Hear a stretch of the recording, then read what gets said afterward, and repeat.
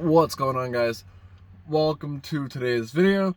Today's video we're going to be talking about how I mounted my Motorola PM400 VHF radio in the top center console. It was actually a really hard thing to do because I had to pull the center console down. I had to break a couple plastic tabs in order to get this plastic tray out. I ended up breaking one of the rear tabs, and then you have to break the plastic rivets that go in there, or that are in the center console. So we're gonna talk about just how I got everything mounted. There's really two ways you can do it, but this is gonna be how I did it. So let's get started. Guys, turned around. Okay, so I don't remember if I had it in the last video, but if it was in the last video, it was probably mounted right here on the dash. I took it off for a while when I got a new job. I didn't need it right now, and I was just trying to clean up the truck a little bit. So I was like, well, I'm gonna clean up the wiring, do everything a different way. I want to change my setup, as I like to do, make things different in my own, because everyone mounts a radio up there, but I haven't seen anything on forums and whatnot about them up here.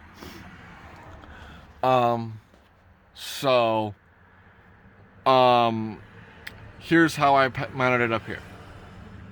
What you do is I recommend undoing the Phillips head screw that's in that hole.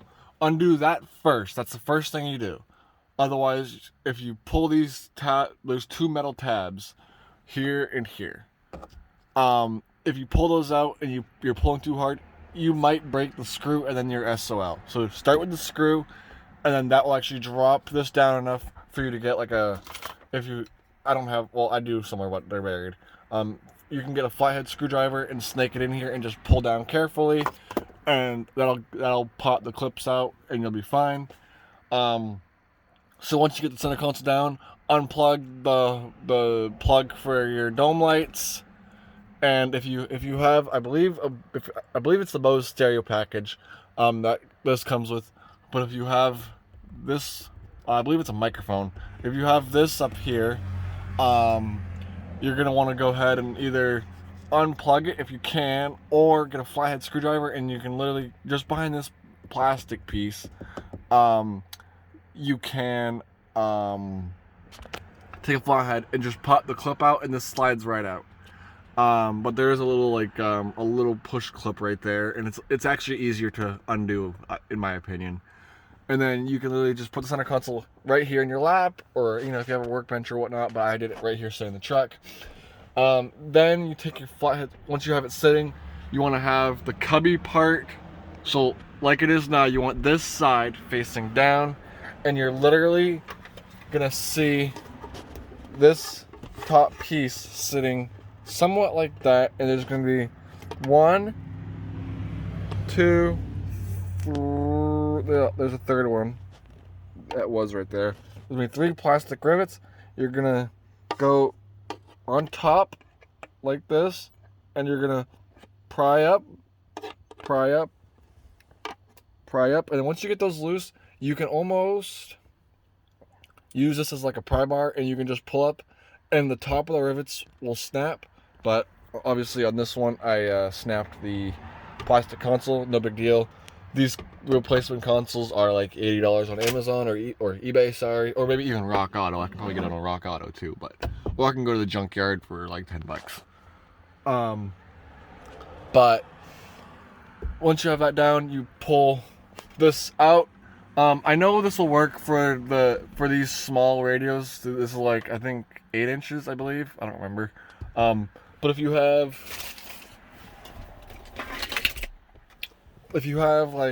I have a Cobra 29 LX, that's a little bit bigger, and it won't fit in the top console. So, because that's actually gonna go over here. So you can install this from sliding it back this way, but it's a bit of a challenge. Or you can take it, because the back side of the radio is actually narrow, and if you don't mind, which I didn't, obviously, you can take this just like this, and you're going to slide it like this, and you're going to tap on it with the palm of your hand, and you will get it to go in there. Now, here's what I recommend doing. I took a old t-shirt that, well, it's actually, no, it's not, this is an old t-shirt, but it was a cut-up t-shirt that got ruined. Well, a t-shirt that got ruined by a dog that scratched me. I went ahead and I cut it up, and I put it in here just as a little filler piece, just to fill the gaps and whatnot, just to keep it looking nice. It's a black t-shirt, so you don't even notice really, unless like I just pointed out, but I still don't even notice. So then I went ahead, once I got the radio put in the center console and I set it aside, I went ahead and I undid the Torx bit here, the 3 Torx bits here, and I pulled this piece off. Yes, I broke the clip. That happens. I pulled this off. You really don't, and then this was already off because it's broken.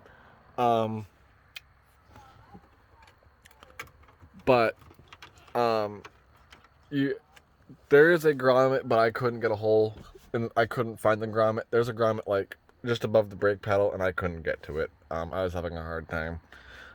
So I have no problem just doing that. I mean, it's not a good setup, but I mean, I'm gonna be pulling this out anyways to put rocker switches up there.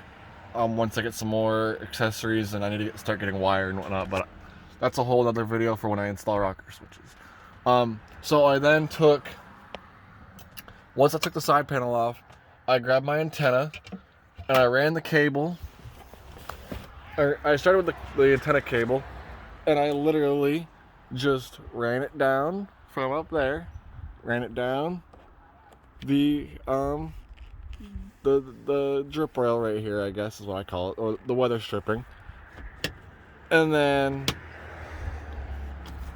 ran it down this, and then looped it back around, and I have everything. I have the wires tucked right up behind this dash panel, and then ran everything up, and then with taping off the end of the coat hanger, I have a nice long coat hanger right here. You tape off the end of that, and you can, and as long as you have the bolts up here out, you can pull the headliner down just a little bit, and you can fish the coax cable for your antenna through, and then while you're over there, untape the wire and set the coax cable aside, and then you can tape up your power wires and slowly and carefully pull your power wires through, get everything connected, put the console back up, make sure you're all good, and then you can focus on running the wires up to the front of the truck. Like I said, I have everything. I have that on a fuse tap right now, because I was expecting to just, I have it on the radio fuse, just because I figured that having it on that fuse will make it a key-on accessory, because the radio in this truck does not come on until there is key-on power. But I was wrong. So the radio's off. Like, I physically have the knob off. I don't even know what.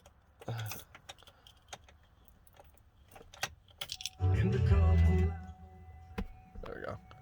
So, obviously, key on, engine came on. Well, key on, engine off, sorry. And that's still off. But I don't mind having to turn it on. Make sure scan's off. So. But I then, tidied everything up, make sure everything was good. I gotta fix this clip right here, or put a piece of double-sided tape in there to hold this up until I can go to the junkyard, get a new one, because that's gonna bug me just having that hang low and like flop around as I'm going down the road. But if you're wondering, having the cable come down and back up for the microphone, that does not bother me one bit.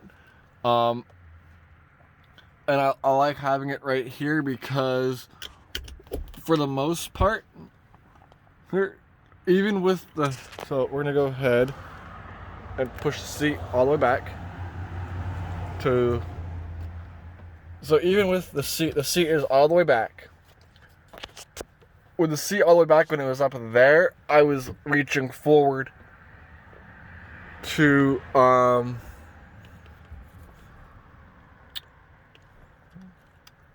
yeah, no shit. To change the channel, turn up the volume. With this, even with the seat all the way back, I can see, you know, the screen, because you guys are sitting, like, this is me looking forward, and I just pan up a little bit. I can see the volume power knob, the channel up and down, my P1, P2, and then my scan button is P4. I don't know what P3 does. And then to unhook the microphone if I'm driving, like you guys are driving, dude, I didn't even have to look. So, and then another thing is that another reason why I did it like this is because having it on the dash, if someone like in daylight, and like really good daylight, like, you know, it's 12 o'clock right now, but in the summertime, it's bright out. Even with 20% windows, you can see that sitting on the dash. So the way I see it is, if someone's walking by and all they're gonna see is this, and unless they're really looking, with this off, and you just see this hanging down, and you're like, oh, like, what's that? It makes you curious, but you're not like, oh, that's a radio, I want to steal that, because that's $200. I paid $250, I think, for that, with it programmed, the mic, the clip, and everything. $250 with the channels I wanted. And I'm probably gonna, I might try to tuck this up and a little bit later. But it's quick and easy for me to get to. I don't have to worry about, you know, I'm not as worried with it being on the dash if people like trying to smash a window to steal it. It's just one of the things. If I was like really like picky on where I wanted it, I probably could have put it in the center console. But I wanted easy access to the volume knob if it's too loud, or if there's a storm coming on, because I have the weather channels. 11 seconds. For the report from Cash's list was not available. I have the Southern Maine weather channel, and then so weather car, or Caribou is actually what it's named, is for Northern Maine, and then Portland, and then one of the state police repeater towers, another state police repeater tower, New Sweden repeater tower, York repeater tower, Spruce Mountain, Ossipee, Cumberland County Law, Cumberland County Fire and Rescue, Madawaska PD, York County Sheriff, Cumberland County Sheriff, Buxton PD, Buxton Fire, MERS 5, 4, 3, 2, 1. So 9 times out of 10, if I'm doing highway driving, I will start on Ossipee, and then I will usually go, I think it goes to number 9 right around Bangor, or Spruce, and then New Sweden once I get into Aroostook County. And then if I'm in Fort Kent and up in Northern Maine, I'll go to Francis, which is St. Francis. But I do plan on getting a couple extra channels programmed on there, just so that way, its main purpose is a scanner, but up in Northern Maine where it's used in the woods, it comes in handy for going down the logging roads, because all the truckers don't use CBs up there on the woods roads. They use VHF radio because the range is so much farther, with the repeater towers and whatnot.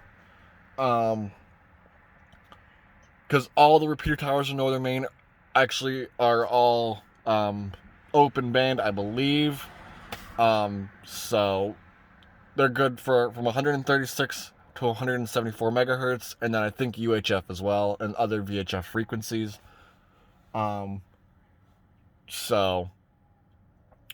yeah, guys, that's pretty much how I mounted everything. It's just a fuse tap on the fuse box, and then I grounded it to the ground strap that's right on the firewall up there. You guys kind of saw that in the last video. But yeah, guys, that's how I mounted my PM400. I have a couple.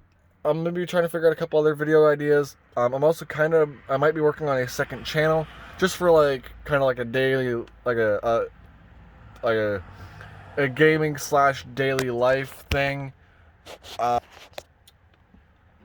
So show you guys what kind of goes on in my life. But this channel, Coda Z71, is gonna be mainly truck content. There might be some like behind the scenes stuff for the gaming channel or the family channel. But for the most part, this is all gonna be truck stuff, truck related. I'm gonna be having like a story time episode pretty soon on the truck going to the dealer. I've just been super busy with trying to find jobs and whatnot to do, to stay busy, to pay for things, pay bills. And I just have a lot of other family things going on right now too. But hope you guys enjoyed the video. As always, hit the like button down below, comment down below, subscribe, and I will see you guys in the next one. Peace.